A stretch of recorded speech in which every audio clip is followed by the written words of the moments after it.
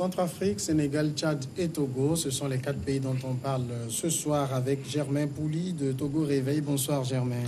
Bonsoir Samuel et bonsoir à tous les téléspectateurs de Niveau TV. Sylvestre Béni de La Manchette. Bonsoir Sylvestre. Oui, bonsoir Samuel et bonsoir à toutes et à tous. Marc Aboflan, Faits et Chiffres. Bonsoir Marc. Bonsoir Samuel, bonsoir à tous les fidèles de New York TV. On commence avec la Centrafrique qui a accéléré la réconciliation et la justice dans le pays tout en sécurisant son territoire occupé à 80% par des groupes armés qui y mèneront des patrouilles avec l'armée régulière. Ce sont les principaux objectifs d'un accord de paix signé ce vendredi à Khartoum. Cet accord de paix signé à Bangui, le 8e depuis le début de la crise en 2013 prévoit la mise en place sous 90 jours d'une commission vérité, justice, réparation et réconciliation CVJRR. En attendant, une commission inclusive composée de parties en conflit est immédiatement créée avec la lourde tâche de qualifier et de proposer toute action susceptible d'être prise en matière de justice. Est-ce qu'on peut, Germain, pour lui espérer que d'abord cet accord de paix, avant d'aller au fond, marque le début du retour à la paix en Centrafrique? Oui, je crois que cet accord de paix a une particularité, c'est le 12e, donc le 8e plutôt, le 8e. Donc depuis 2012, et il a cette particularité d'être parrainé par l'Union africaine. Et donc de porter dans l'une de ces dispositions le fait que tous ceux qui violeraient l'accord pourraient subir les sanctions, non seulement de l'Union africaine, mais celles également des Nations Unies.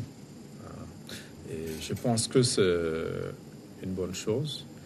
Et maintenant, dans les détails, on pourrait s'inquiéter du fait que l'impunité, même si elle est dénoncée ou que toutes les parties à cet accord disent ne pas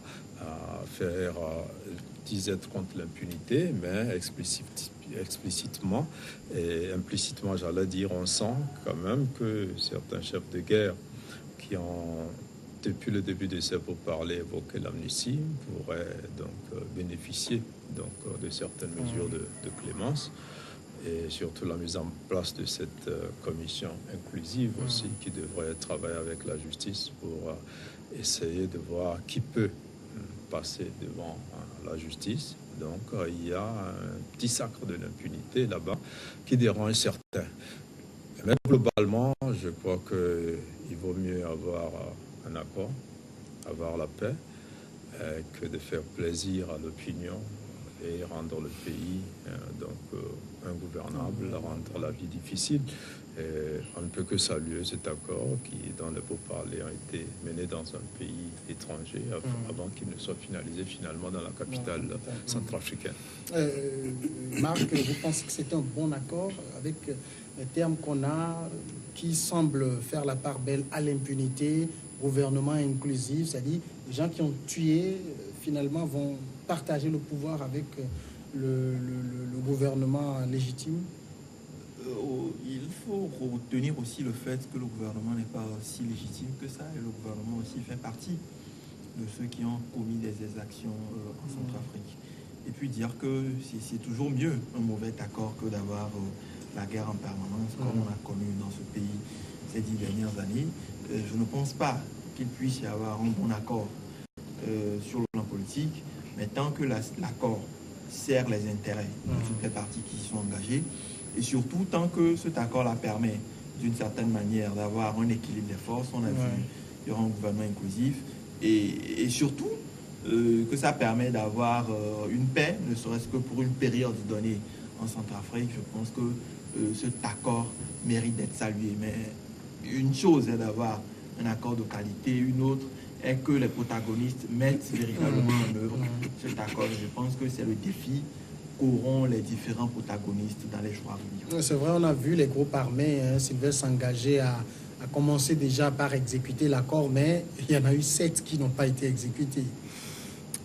Oui, vous savez, moi hier j'ai souri quand j'ai vu que en fait les belligérants, les Centrafricains sont transportés d'abord dans un pays comme le Soudan de Omar Béchir pour signer un accord de paix, alors que nous savons qu'au Soudan, il n'y a pas aussi la paix. Vous savez que la crise du pain est devenue une affaire politique où il y a même mort d'hommes, les politiques, les opposants de Béchir qui demandent ouvertement son départ.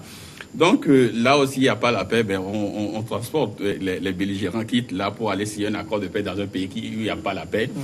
Là, je veux dire que c'est insolite, quoi. C'est insolite. Maintenant, au-delà, je crois que je suis sceptique et je ne crois pas quand même que cet accord puisse marcher. Parce que, vous savez, nous sommes au 8e.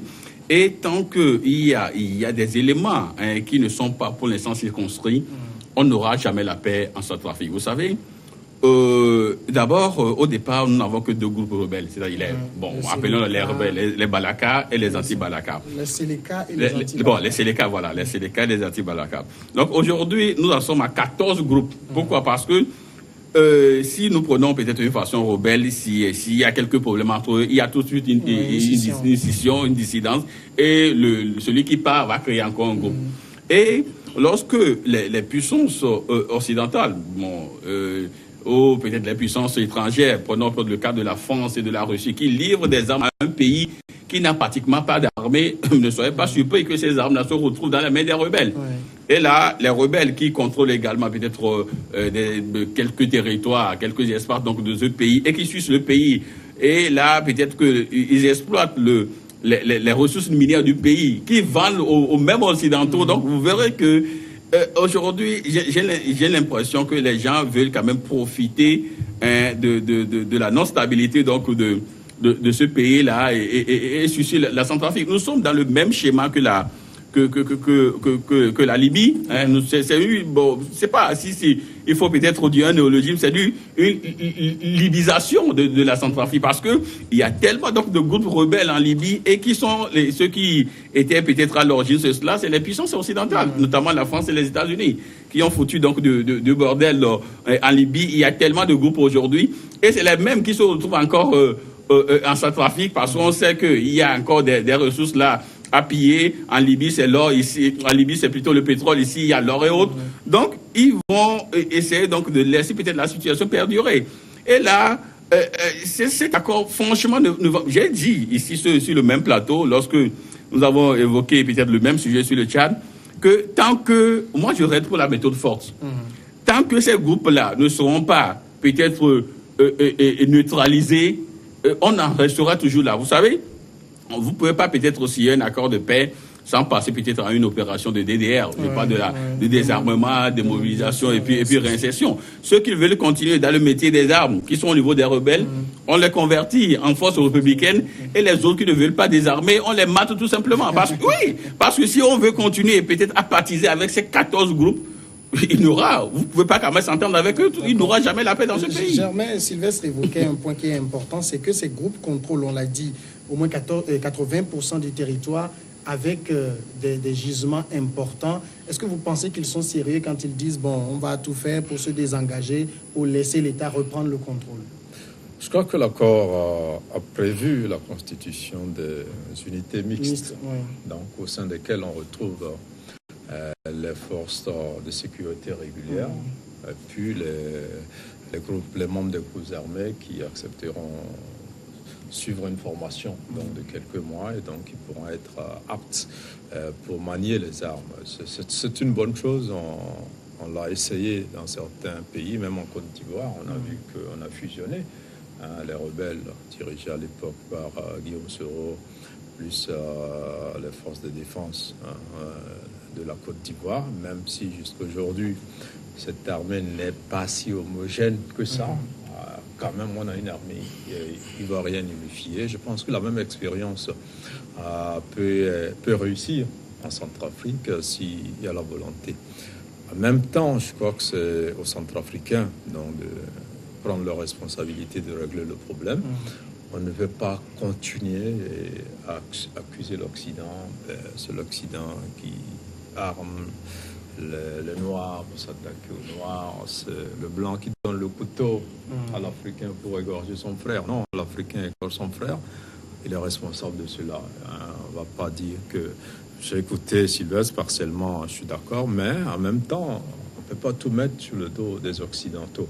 Et quand on parle d'Occidentaux aussi, la Centrafrique, il y a plusieurs blancs, entre guillemets, là-bas. Il y a les Russes aussi qui sont là, qui sont de retour, qui occupent une place importante. Qui vendent également des armes aux rebelles. Oui, mais qui n'ont pas la même stratégie que les autres Occidentaux. Les Chinois, on n'en parle pas beaucoup, mais ils sont présents un peu partout, même dans des pays en guerre. Ils ne se mêlent pas beaucoup de cela. Mais pour revenir, c'est aux Centrafricains donc de prendre leurs responsabilités. Je pense que dans cet accord-là, si, comme le disait Marc, il y a de la volonté, si l'intérêt national est mis en avant et si les rebelles aussi sont fatigués de mutiler leur pays, si ceux qui sont au pouvoir ont à cœur donc de redresser ce pays-là, je pense que cet accord peut réussir, surtout avec la CBJR, la CBJRR. Oui, je crois que ça a été un succès en Afrique du Sud.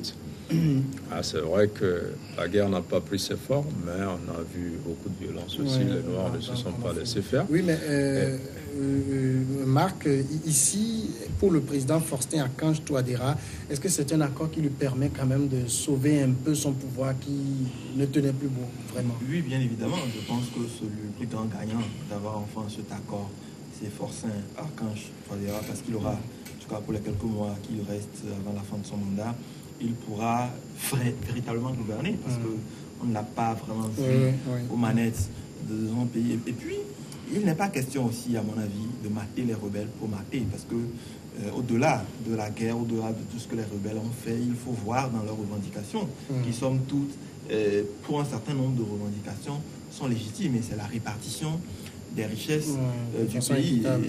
Et vous savez, aujourd'hui, on peut décompter le nombre de rebelles. C'est déjà une chose très intéressante que ces rebelles aient accepté d'aller à une table de négociation, qu'ils aient accepté de signer ces accords de paix. Là, moi, je craignais qu'à la dernière minute, on en voit qui se défilent de cet accord qui a été trouvé. Heureusement, ils ont signé cet accord.